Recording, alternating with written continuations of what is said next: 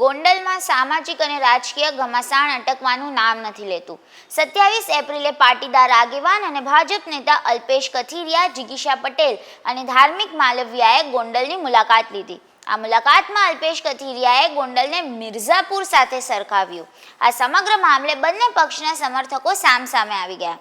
આ ઘટનાક્રમ વચ્ચે 22 મેએ રાજકોટ જિલ્લાના બન્ની ગજેરા કેસમાં પોલીસ કસ્ટડીમાં રહેલા પિયુષ રાદડિયાની તબિયત લથડતા તેને રાજકોટની ખાનગી હોસ્પિટલમાં દાખલ કરવામાં આવ્યા। જેના ખબર અંતર પૂછવા માટે આવેલા જિગીશા પટેલે જયરાજસિંહ જાડેજા અને ગણેશ ગોંડલ પર આક્ષેપો કર્યા અને કહ્યું કે પિતા પુત્ર સામે જે પડે છે તેને ફસાવવા માટેની મોડસ ઓપરેન્ડી કરવામાં આવે છે। ત્યારે આ જ મુદ્દે વાત કરશું આ વિડીયોમાં। નમસ્કાર, વાઇબ્સ ઓફ ઇન્ડિયા સાથે હું સુરભી। રાજકોટ જિલ્લાના બન્ની ગજરા કેસમાં પોલીસ કસ્ટડીમાં રહેલા પિયુષ રાદડિયાની તબિયત અચાનક બગડી ત્યારે હવે આ વિવાદમાં કોંગ્રેસની એન્ટ્રી થઈ છે। શહેર કોંગ્રેસ પ્રમુખ આશીષ કુંજડિયાએ પૂર્વ ધારાસભ્ય જયરાજસિંહ પર મનમાનીનો આરોપ લગાવ્યો, જેમાં પિયુષ રાદડિયા પર શારીરિક અને માનસિક ત્રાસનો આક્ષેપ કરવામાં આવ્યો। આ સાથે પોલીસ સ્ટેશનમાં કેમિકલ યુક્ત પીણું પીવડાવવાનો દાવો કરવામાં આવ્યો છે, જેમાં ખાસ કરીને આશીષ કુંજડિયા દ્વારા પીઆઈ એડી પરમાર પર પણ ગંભીર આક્ષેપ કરવામાં આવ્યો છે। ગોંડલમાં પિયુષ રાદડિયાની ધરપકડ પછી આ વિવાદમાં કોંગ્રેસે એન્ટ્રી કરી છે। જયરાજસિંહ પર ફરી ગોંડલ મિર્ઝાપુર હોવાના આરોપ લાગ્યા છે।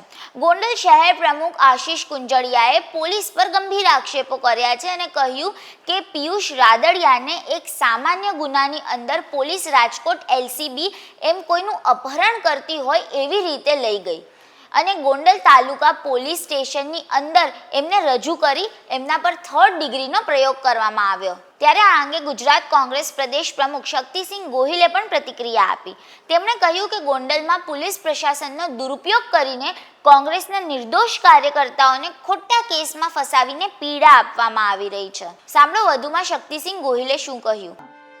ગોંડલમાં ભારતીય જનતા પાર્ટીના બે જૂથો વચ્ચેની લડાઈ એ પરાકાષ્ઠાની લડાઈ છે। ભાજપના જ આ બે જૂથોની લડાઈની વચ્ચે માત્ર ને માત્ર ધ્યાન બીજે કેન્દ્રિત કરાવવા માટે થઈને પોલીસનો દુરુપયોગ કરીને નિર્દોષ વ્યક્તિઓને સાવ ખોટા કેસીસમાં પકડવા માટેનું પોલીસ તંત્ર ભાગીદાર બની રહ્યું છે। મારે કહેવું છે કે પોલીસ એ પ્રજાના રક્ષક છે, ભક્ષક નથી। પોલીસ એ કોઈ પોલિટિકલ પાર્ટીના નોકર નથી, જનતાના જનસેવક છે। હું ચોક્કસ કહીશ કે જે પોલીસ અધિકારીશ્રીઓ આ પ્રકારની પ્રવૃત્તિ કરતા હોય એ મહેરબાની કરીને આ ધંધો ના કરે। કોઈ પણ વ્યક્તિ ગુનેગાર છે એને સજા કરવાનો અધિકાર એ ન્યાયાલયને છે અને ન્યાયાલય ગમે તેવી ફાંસી સુધીની સજા કરે આપણી બંધારણ અને કાયદાની જોગવાઈ છે। પોલીસને કોઈ અધિકાર નથી કે બેફામ રીતે લોકોને મારવાના, લોકોને ગમે તેવા કેમિકલ પાવા અથવા બીજી રીતે પરેશાન કરીને પોલીસ કસ્ટડીમાં બીજા નામ ખોલાવીને નિર્દોષ લોકોને રાજકીય રીતે હિસાબો સરભર કરવા માટે ભાજપના જ બે જૂથોના હાથા બનીને પોલીસ ના કામગીરી કરે ગોંડલમાં, એવી પણ ચોક્કસ હું માંગણી કરું છું। ઉચ્ચ અધિકારીઓને પણ હું જાણ કરવાનો છું કે આ પ્રકારની નીચા લેવલ પર કોઈ કાર્યવાહી ચાલતી હોય તો આને ચલાવી ના લેવાય।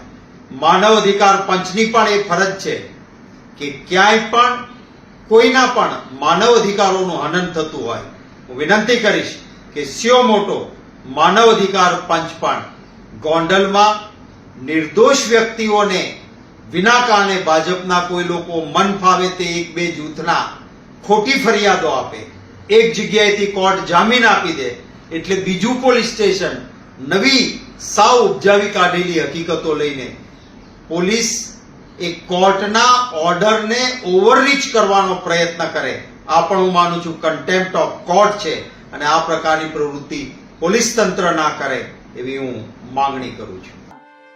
દેશ અને ગુજરાતના તમામ સમાચારો માટે જોડાયેલા રહો વાઇબ્સ ઓફ ઇન્ડિયા સાથે।